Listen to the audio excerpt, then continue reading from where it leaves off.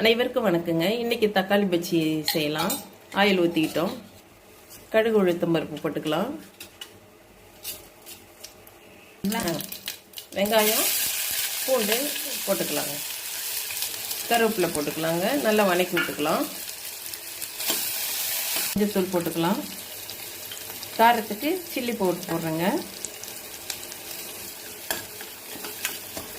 தக்காளி போட்டுக்கலாம்.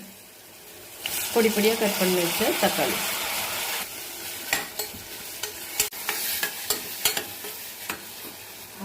அப்படியே மூடி போட்டு குக்கர் மூடி போட்டு ஒரு 2 சவுண்டு விட்டு எடுத்துக்கலாங்க.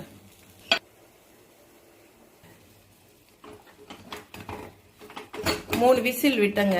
இப்போ எடுத்துடலாம். நல்லா குழன்னு வந்துருச்சு. நம்ம கடைக்கு கூட வேண்டாம். ஒரு கிளறி வேற பாத்திரத்துக்கு மாற்றிக்கலாம். சூப்பரான தக்காளி பஜ்ஜி